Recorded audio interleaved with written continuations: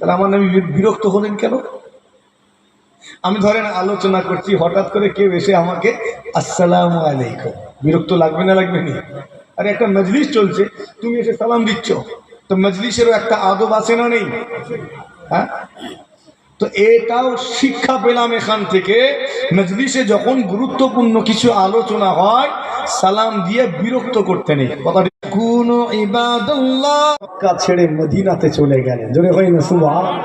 এটা ভালোবাসা না হলে সম্ভব, মুহাব্বত না হলে সম্ভব নয়। একটা অন্ধ, দুটো চোখে যার দেখার ক্ষমতা নেই,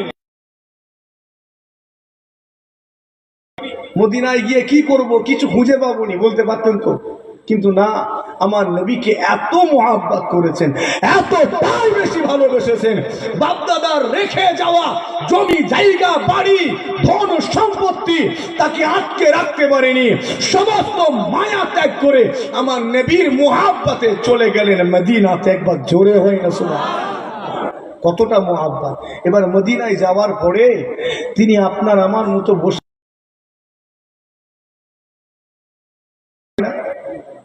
দাদা পীরের সিলসিলার মুরিদ, খারাপ ভাববেননি, দাদা পীরের সিলসিলার জন্য আপনি কি করেছেন ভাই? আপনিও তো দাদা পীরের সিলসিলা, কিন্তু সেই সিলসিলার জন্য আপনি কতটা খিদমত করেছেন, আপনি কতটুকু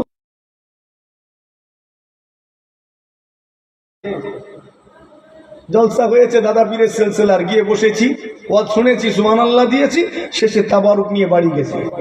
জলসা হয়েছে, বাজারে গিয়ে কেনাকাটা করেছি, আনন্দ করেছি, বাড়ি চলে এসেছি। সিলসিলার জন্য কি করেছি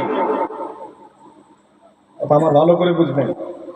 আপনি সিলসিলা ভুক্ত মুরিদ, কিন্তু খাদেম নন। খাদেম বলতে পারবেন নিজেকে? খাদেম হতে পারেনি। আচ্ছা বলেন তো, মুরিদের গুরুত্ব বেশি হবে না খাদেমের? হ্যাঁ, খাদেমের। তো নিজেকে খাদেম বানানোর চেষ্টা করো, নিজেকে দাদা পীরের সিলসিলার খাদেম বানিয়ে নেন, তবে কবুল করেন, বলি আল্লাহুম্মা আমিন। সিলসিলার হালটা ধরতে হবে। এবার আপনি ভাবছেন হুজুর আমি কি ধরবো? আরে সবাই যদি আপনার মতো ভাবে তাহলে সিলসিলা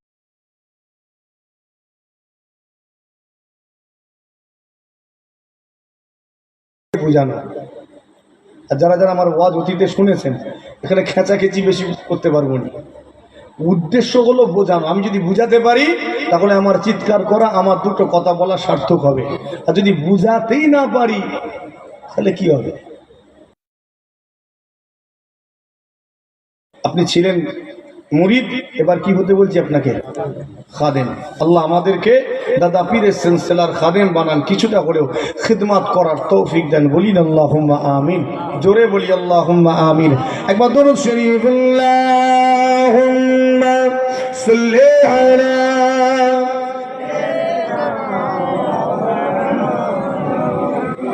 ওয়া আলা আলি সাইয়্যিদিনা। সকলের মুখ থেকে আওয়াজ আসেনি, প্রত্যেকটা মানুষের মুখে আওয়াজ চাই। একবার ধ্বনি দেন তো তাকবীরের নারে তাকবীর। কি হলো রে আল্লাহ, কি অবস্থা! গরম খুব, একটু ঠান্ডা হয়েছে করার জন্য নয়, আপনার আওয়াজ উঁচু করবেন আমার আল্লাহ আল্লাহর রাসূলকে খুশি করার জন্য। জোরে হয় না সুবহান। আমার এই আল্লাহু আকবার এই কথাটা যদি আল্লাহর পছন্দ হয়ে যায় তাহলে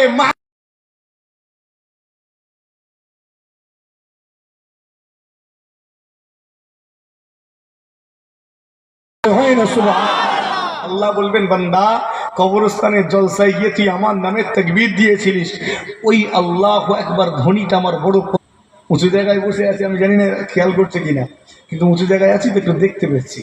কি জবান বানালাম, যে জবান দরুদ শরীফ তেলাওয়াত করি, আল্লাহুম্মা সাল্লি আলা।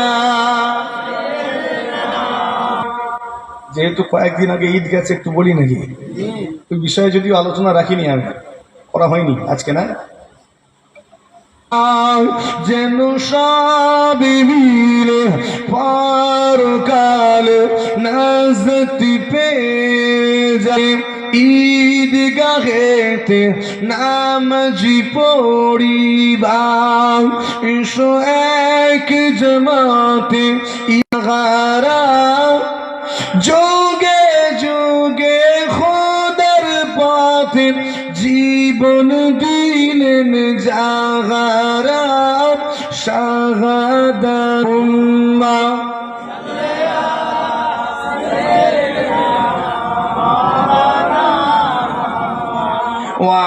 এখান থেকে অনেকটা দূর যাব, আপনার ময়না থানা।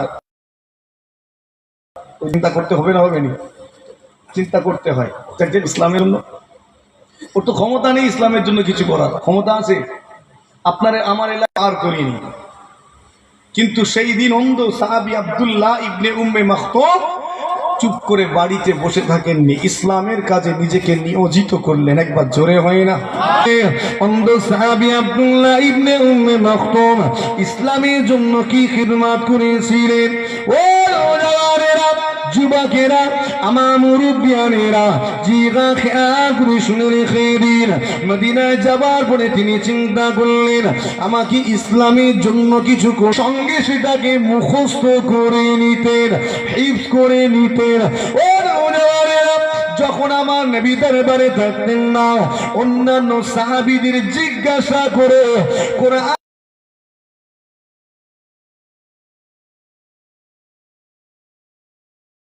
আয়াত মুখস্থ করেছিলেন।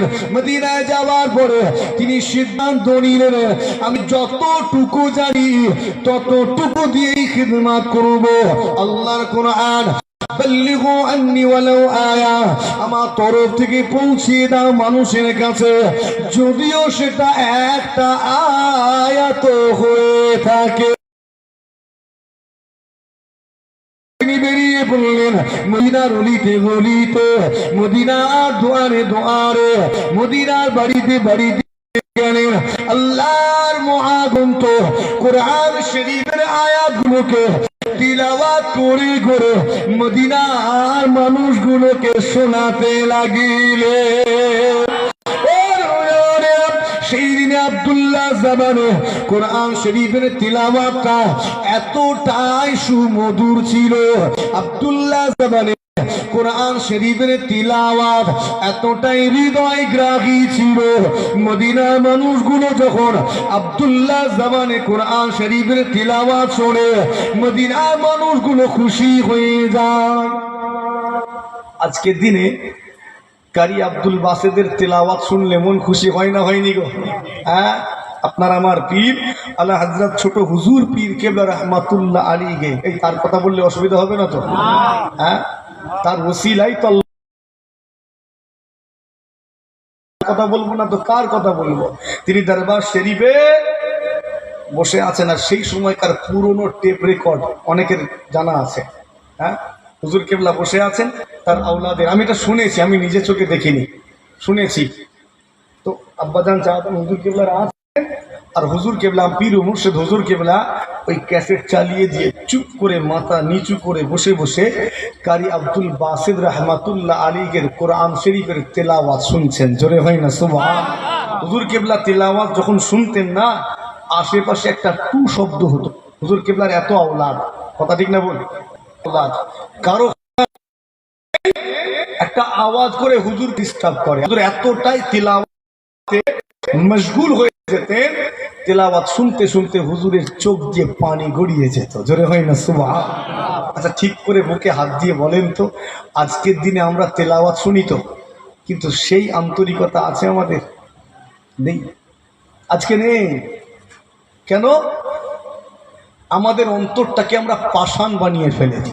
সুদের মাল, ঘুষের মাল, পণের মাল, জুয়ার মাল, লটারির মাল, বিড়ি সিগারেট খেয়ে অন্তরটাকে কয়লা করে ফেলেছি, ঠিক না বল? তাই আজকে আর কোনো আসর পড়ে না। আর হুজুর কেবলা বসে বসে তিলাওয়াত শুনে শুনে কাঁদছে। আল্লাহ আমাদের অন্তরকে নরম করেন, বলি আল্লাহুম্মা আমিন। আমাদের কলবটাকে আল্লাহ জারি করে দেন, বলিন আল্লাহুম্মা। কান অভ্যস্ত হয়ে গেছে, ওই কান ওই অন্তর তেলাওয়াত শুনে কাঁদবে? হ্যাঁ, কি করেছি যুবক? আজকে গান বাজনা শুনে আমাদের কানটার 12টা বাজিয়ে দিয়েছি, অন্তরটা মোহর মেরে দিয়েছে। একটু সতর্কতা অবলম্বন করে, একটু পরিবর্তন হয়। জি হ্যাঁ, শুনে রেখে দিন, সেই দিনে মদিনার মানুষগুলো আব্দুল্লাহ জবানে তিলাওয়াত শুনে এতটাই মুগ্ধ হয়ে গেল, এতটাই দিওয়ানা হয়ে গেল, আর তারা নিজেকে ধরে রাখতে পারে না। সঙ্গে সঙ্গে তারা হাতটা বাড়িয়ে দিয়েছে, ও আব্দুল্লাহ ইবনে উম্মে মাকতুম, আপনি আমাদেরকে ঈমানের কালেমা খানা পড়িয়ে দিন। সেই দিনে মদিনা মানুষগুলো ঈমানের কালেমা কবুল করে নিল। শুধু তাই নয়, মদিনা মানুষগুলো যখন শরীয়তের মাসলা মাসাইল গত কোনো সমস্যায় পড়ে, কোথায় যাব ফতোয়া কার কাছে নেব, চলো চলো চলো ওই অন্ধ সাহাবী আব্দুল্লাহর কাছে যাও। তিনি আমার নবীর দরবারে সব সময় থাকতেন, আমার নবীর দরবারে মাসলা মাসাইল আলোচনা করেছে, তিনি সেগুলো শুনেছেন, তার মনে আছে, স্মরণে আছে। আমরা তার কাছে যদি যাই, তিনি আমাদের সমাধান দিতে পারবেন। সেই দিনে এই অন্ধ সাহাবীটা মদিনার মানুষগুলোকে শরীয়তি মাসলা মাসাইল জানিয়ে সমস্যার সমাধান ঘটিয়ে দিতে। এবারে আমার নবী পাক যখন মক্কা থেকে মদিনাতে হিজরত করলেন, মক্কা থেকে মদিনাতে হিজরত করার পরে আব্দুল্লাহর খিদমত দেখে আমার নবী খুশি হয়ে গেলেন। আব্দুল্লাহর মেহনত দেখে, তার পরিশ্রম, পরিশ্রম এতটাই ছিল, আমার নবী এত খুশি হয়ে গেলেন, এতটাই রাজি হয়ে গেলেন। আব্দুল্লাহর উপরে খুশি হয়ে তাকে মসজিদ নববী শরীফের মুয়াজ্জিন নিযুক্ত করেছিলেন। আজকে আমরা মেহনত করিনি, কিন্তু পদ পাওয়ার জন্য লাফালাফি করি, ঠিক না ভুলবা? হ্যাঁ, পদ পাওয়ার জন্য লাফালাফি। তুমি এমন কাজ করো তোমাকে যেন চাইতে না হয়, তোমার পীরকে এতটাই খুশি করো, তোমার পীরের এত খিদমত করো যেন পীরের কাছে গিয়ে বলতে না হয় হুজুর আমার জন্য দোয়া করবেন, যেন বলার দরকার না থাকে। এতটাই পীরের খিদমত করো যেন পীরের অন্তর থেকে, একটু জোরে হয় না? হে যুবক, চলে যাও, তোমার মা বাপের খিদমত করো, এত খিদমত করো, তাদের অন্তরটাকে পুরো খুশি করে ফেলো, তাদের অন্তরটাকে এমন ভাবে জয় করে নাও যেন বলতে না হয় আব্বা দোয়া করবেন, আম্মা দোয়া করবেন। তুমি এমন ভাবে তাদের অন্তরটাকে জিতে নেবে যেন তাদের অন্তর থেকে, তাদের পশম ফুটে তুমি ছেলে তোমার জন্য দোয়া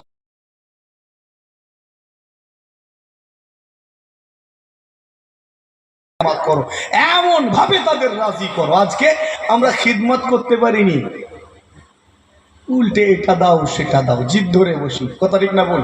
তুমি খুশি করে ফেলো না, তাকে খুশি করে ফেলো না, চাইতে হবে নি, দেখবে খুশি করে ফেলার কারণে তারা খুশি হয়ে নিজে থেকে তোমাকে দেবে। জোরে হয় না সুবহান?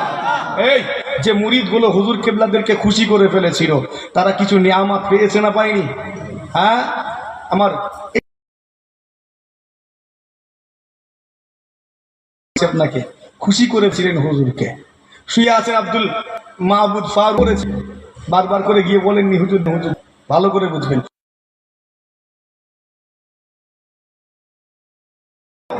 তোমাকে অটোমেটিক তারা দিয়ে দেবে। জোরে হয় না সুবহান? আচ্ছা, মসজিদুন নববী শরীফের মুয়াজ্জিন কে ছিলেন?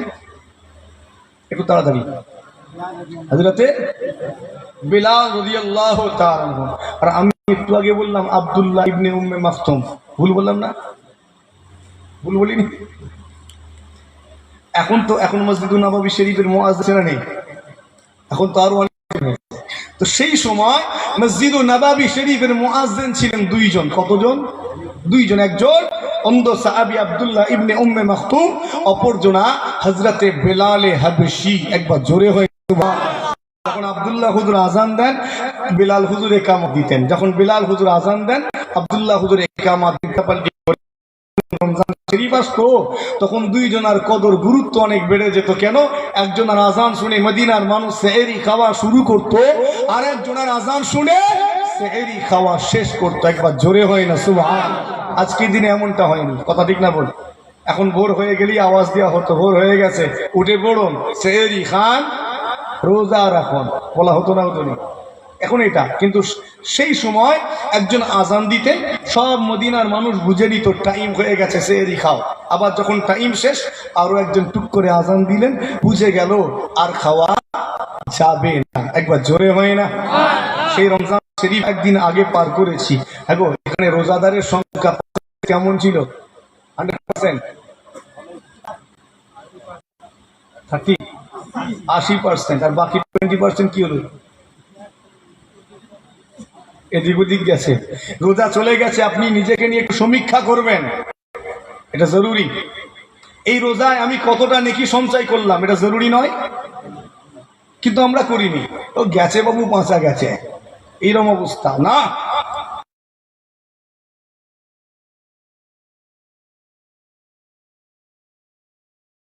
খাতিরে আল্লাহ তাদের আযাবকে মাফ করে দিয়েছিলেন। জোরে হয় না সুবহানাল্লাহ। এখন রমজান শরীফ বিদায় নিয়েছে, কি হচ্ছে জানি না, আল্লাহ হয়তো আবার আযাবে ফেলে দিয়েছেন। কথা ঠিক না বল? হ্যাঁ, রমজান শরীফের খাতিরে আল্লাহ মাফ করে দিয়েছিলেন। এখন কি বলতে পারবো? এটা দোয়া চাই আল্লাহ যেন চিরকালের জন্য তাদের আযাবকে মাফ করে দেন। বলিন আল্লাহুম্মা আমিন। জোরে বলিন আল্লাহুম্মা আমিন। যাতে মাফ আল্লাহ করেন, যাতে আল্লাহ তাদের নাজাত দেন, সেই জন্যই তো আজকের পাক মাহফিলে এসেছি আমরা, ঠিক না বল? এখান থেকে সওয়াব পাঠাবো, আল্লাহ সেই সওয়াবের এই জায়গা বড় গুরুত্বপূর্ণ। আর যেহেতু 40টা বছর ধরে এই মাহফিলটা হচ্ছে, এই মাহফিলের গুরুত্ব অনেক, সেই দিকে খেয়াল রাখবেন। আমি খুব বেশি সময় আপনাদের বিরক্ত করার জন্য বিদায় নিতে হবে আমাকে। আমি চিরকাল এখানেও থাকবো না, আজকে এসেছি, আবার অন্য সময় আরো ভাইয়েরা আসবে, ঠিক না বলবো? আমার পরেই তো ভাই আছেন, আসবেন, আলোচনা রাখবেন, একটু কিছু সঞ্চয় করবেন, কিছু নেবেন, এটা জরুরি। যেহেতু রমজান চলে গেছে, নিজেকে নিয়ে সমীক্ষা করেন। এমন অনেক যুবক আছে, অনেক বৃদ্ধ আছে, 30টা তারাবি হলো, একটা তারাবির নামাজও পড়েনি। ঠিক বলছি না বলবো? 30টার একটা তারাবিও পড়তে পারলো না। ওই ছেলেটা মসজিদের পাশে বসেছে তারাবির নামাজ চলাকালীন, মোবাইলে ফেসবুক ঘাঁটছে, পাবজি খেলছো, ফ্রি ফায়ার খেলছো। কথা ঠিক বলছে না বল? হ্যাঁ, বুড়োটা ওই রেডিও শুনছে, রেডিও নেই, নেই, টিভি আছে, তারাবি চলছে, উনি টিভির কাছে বসে আছে। 30টা রোজা হলো, সেহরি আর রোজা রাখি,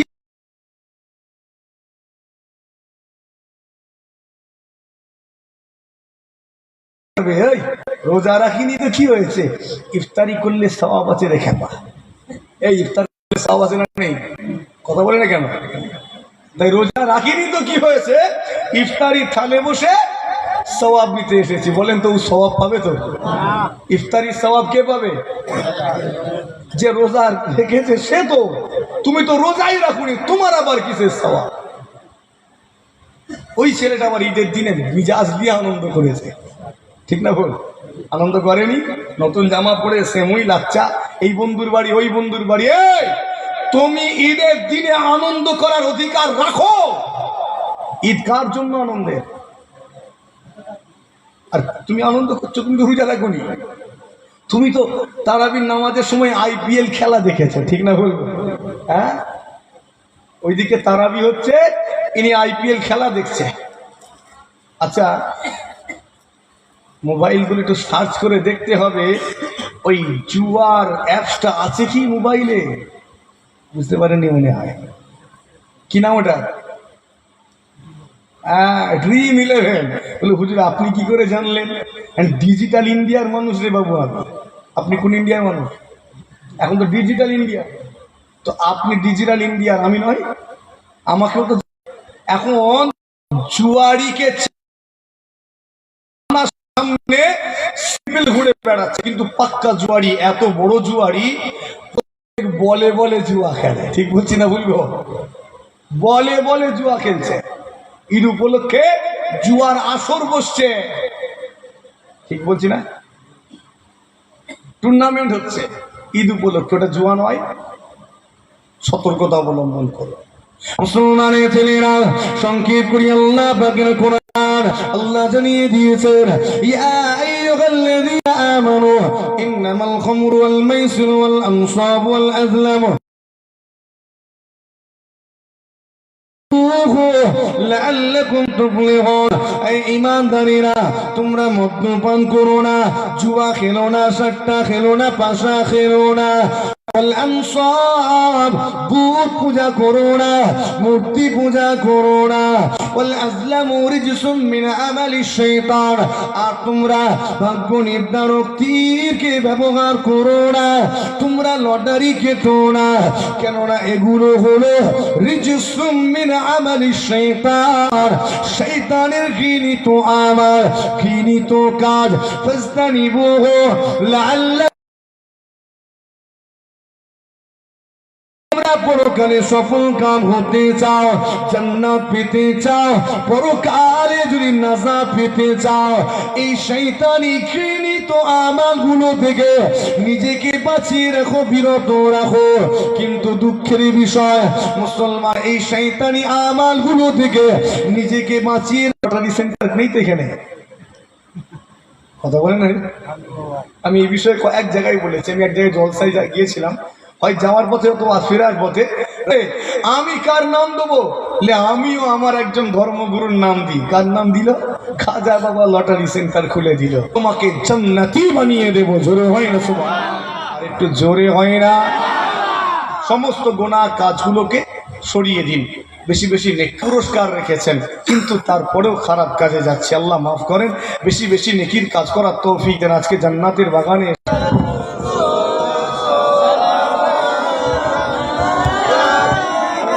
জলসায় দিন, আনন্দের দিন, খুশির দিন, কথা ঠিক না? এই দিন বাজারে কি করে ব্যস্ত থাকে আল্লাহ জানে। এই দোকানদার যারা আছেন, জলসার ক্ষতি না করে একটু খেয়াল রাখে, একটু তাকবীরে ধ্বনি দেন তো দেখি, নারে তাকবীর। ইয়া রাসূল সালাম, ইয়া হাবিয়াতি